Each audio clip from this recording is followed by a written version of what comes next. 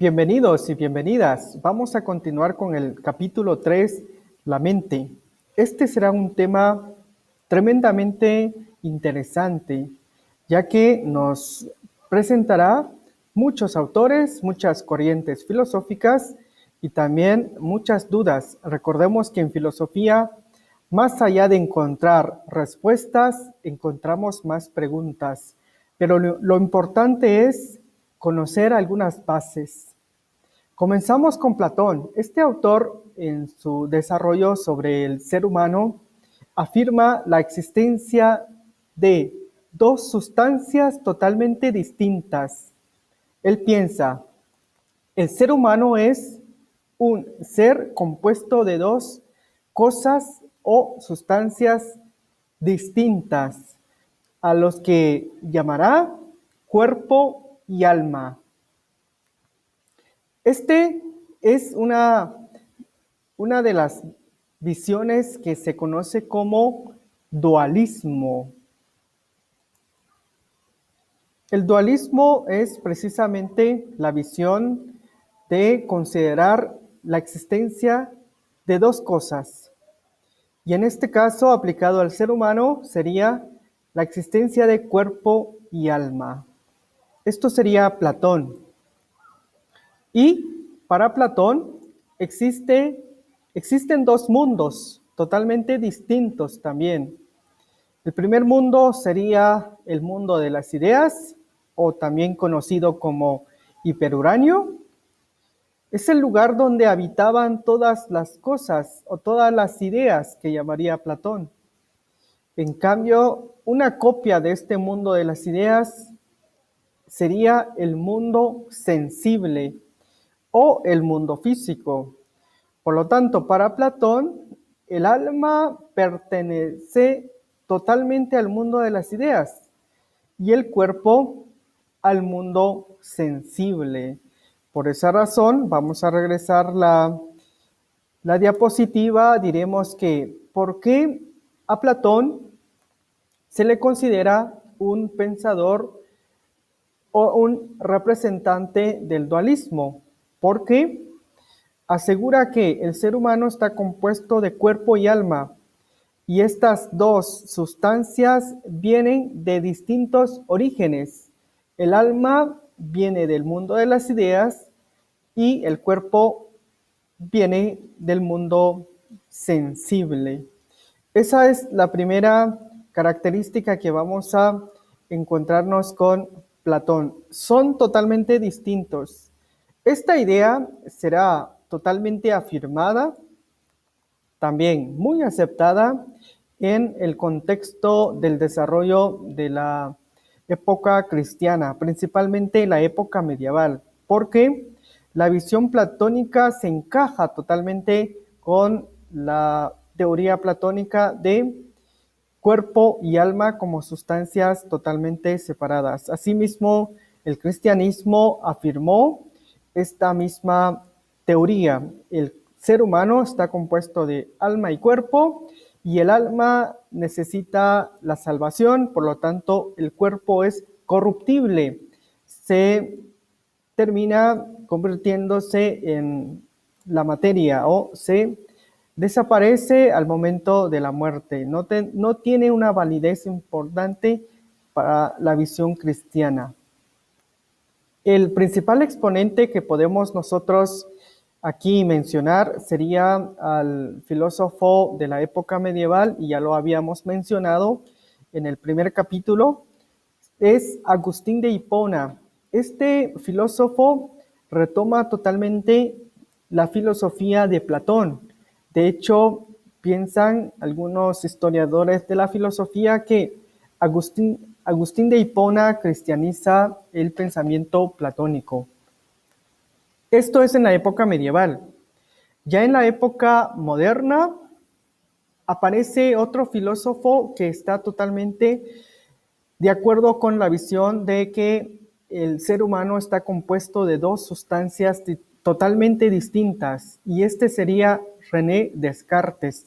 Este filósofo ya se mencionó en el capítulo 2, por lo tanto se coloca entre paréntesis. Pero Lo que queremos es que ustedes también puedan visualizar que el dualismo es una visión filosófica que considera la existencia de dos cosas, el alma y cuerpo, totalmente distintos, y que pasa a lo largo de la historia del pensamiento con Agustín de Hipona en la época medieval y René Descartes en la época moderna. Muy bien, con Descartes aparece un dato totalmente distinto, que sería, para él, la mente es un ente inmaterial, una cosa totalmente distinta a lo material. Pero para ello queremos mencionar, como ustedes aprecian en nuestra diapositiva, tres cosas distintas que afirmó Descartes en su teoría filosófica. Él pensó que existe una cosa que piensa. ¿Recuerdan ustedes en el capítulo 2 que Descartes, después de su método cartesiano, llegó a una idea clara y distinta que sería piensa, luego existe? Por lo tanto, él afirma el pensamiento. Así que existe una cosa que piensa. En latín sería la res cogitans para él. Esto es la mente o el razonamiento. En cambio, existe una cosa física extensa que ocupa un espacio.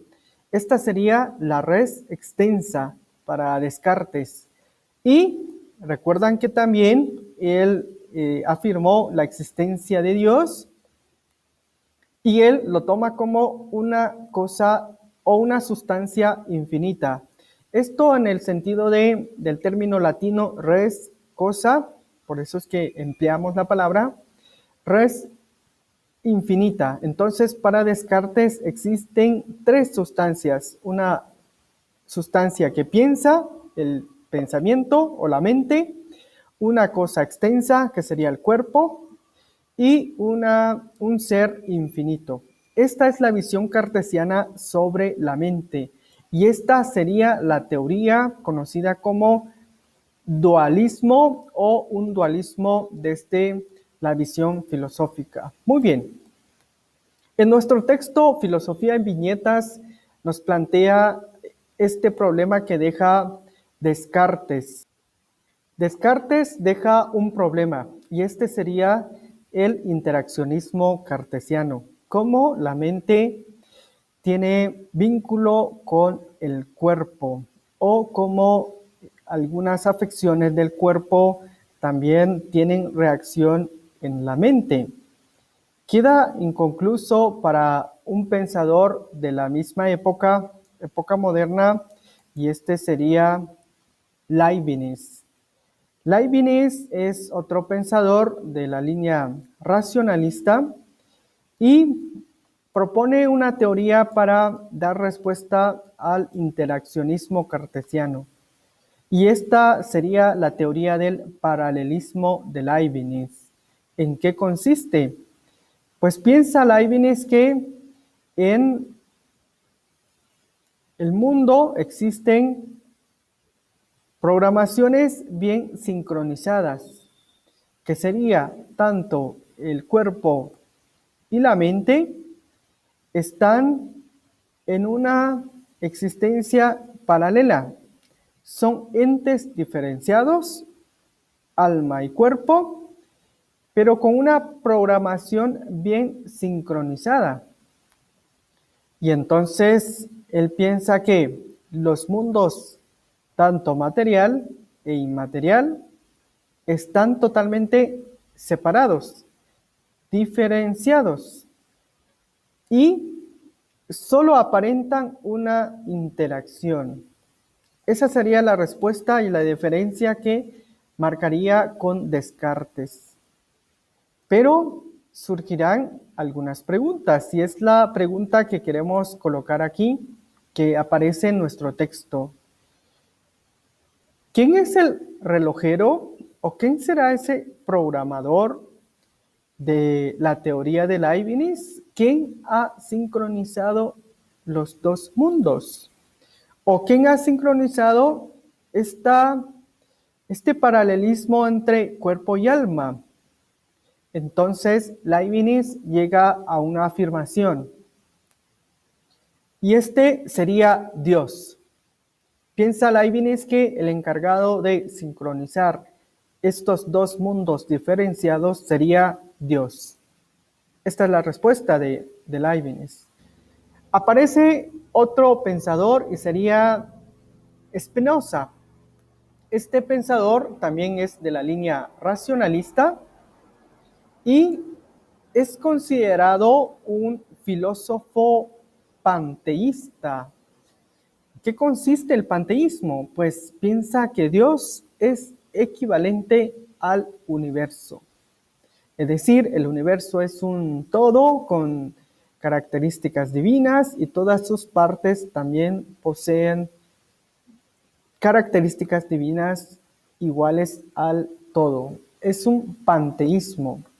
Pero además de ser un panteísta, Spinoza también está colocado en la línea del monismo.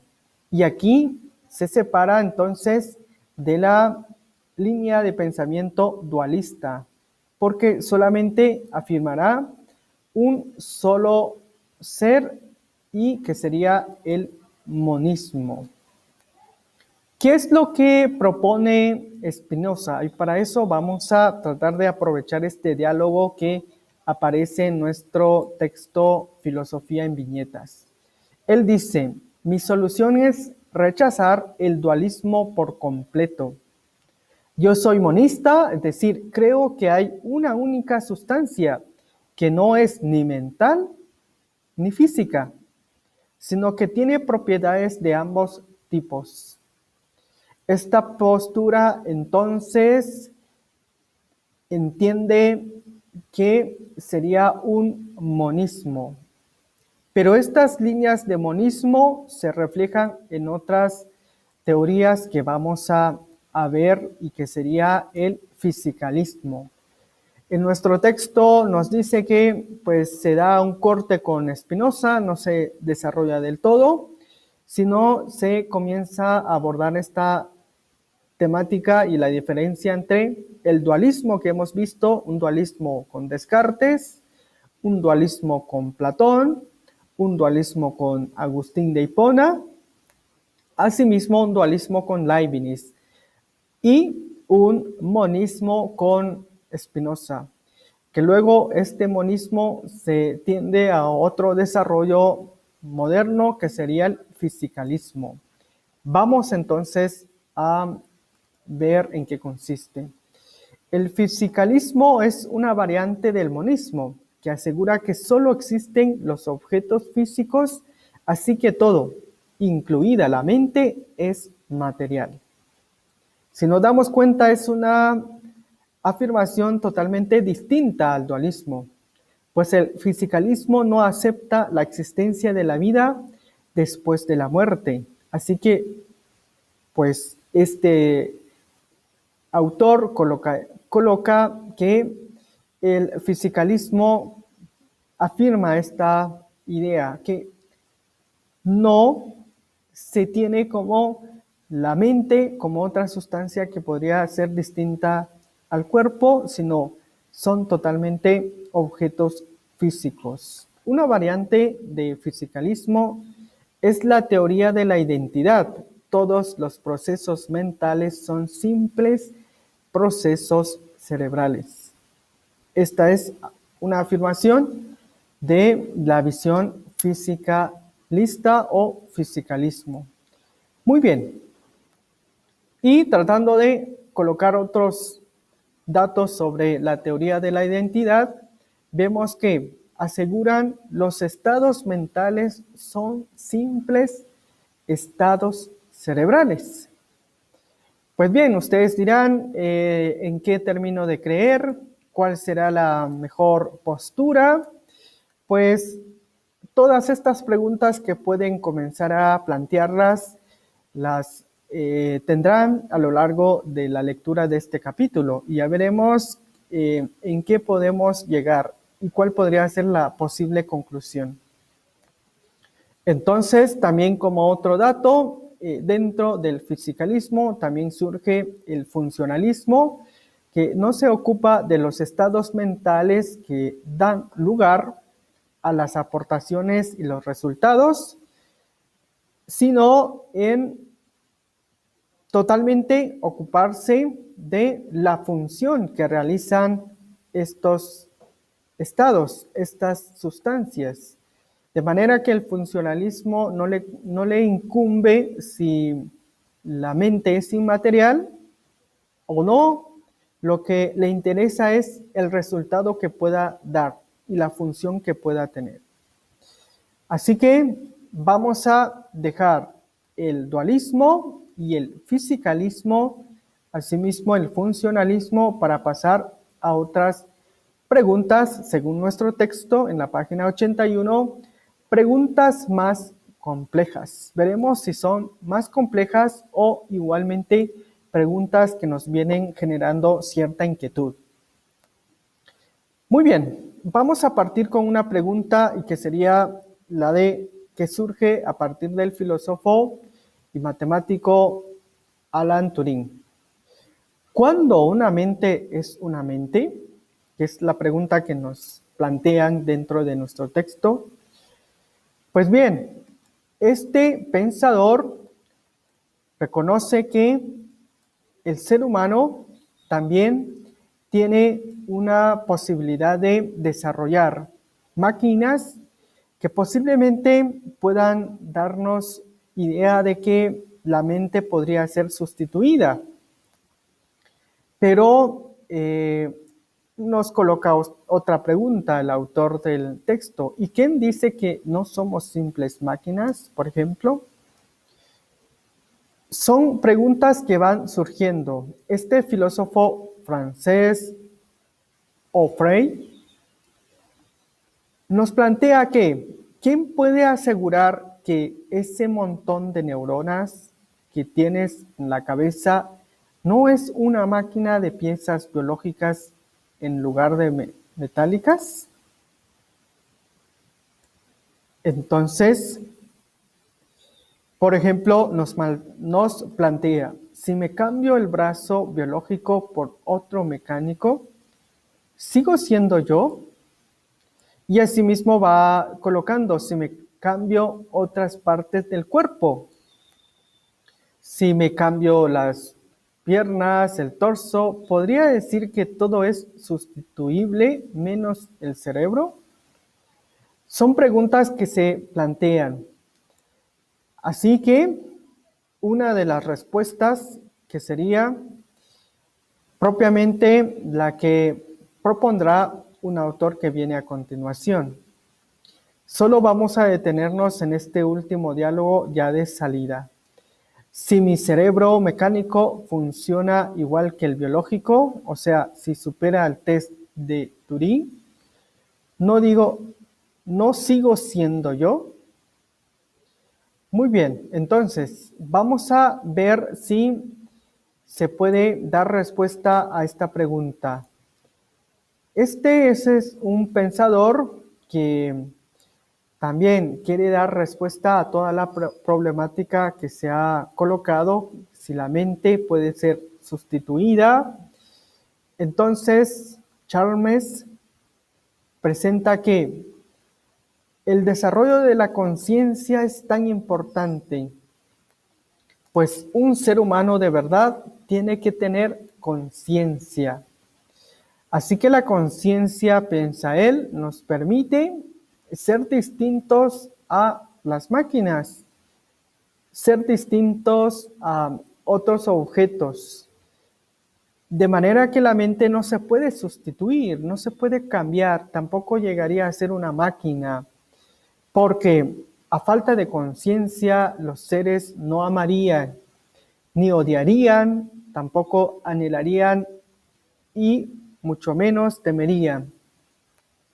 Dice este autor, no reflexionarían ni ignorarían, carecería literalmente de mente. Como ven, esta es la posible respuesta que coloca el pensador a la pregunta que se planteó de si ¿y quién dice que no somos simples máquinas? También a la pregunta de ¿cuándo una mente es una mente? Pues cuando se tiene conciencia, diría Chalmers. Muy bien, estos son los autores que hemos visto en este capítulo. Como ustedes verán, son ideas totalmente interesantes. Así que para terminar, queremos aprovechar este diálogo diciendo que en filosofía nada se puede dar por sentado. Y, por ejemplo, ante estas preguntas, ¿mi mente es material? Si me sustituye una máquina, ¿sigo siendo yo? Son preguntas, pero recordemos que en filosofía nada se da por sentado, nada se da por afirmado sin que se dé otra respuesta. Muy bien. Y el último fragmento de nuestro texto, antes de pasar al siguiente capítulo, es este. Lo que sí sé, al menos, es que tengo capacidad para investigar esas posibilidades y tomar una decisión gracias al libre albedrío. Muy bien, esto ha sido el desarrollo del capítulo 3, la mente. Como ustedes también verán en su texto y de acuerdo a su lectura atenta del libro Filosofía en Viñetas, espero que a partir de las problemáticas que han surgido, también a partir de los filósofos desarrollados, puedan formar su propio pensamiento, su propio conocimiento sobre este tema, la mente. Y que sea, más allá de encontrar respuesta, que sea un incentivo para que puedan investigar posteriormente algunos autores o algunos temas. Gracias nuevamente por su atención y nos volveremos a ver en el próximo capítulo.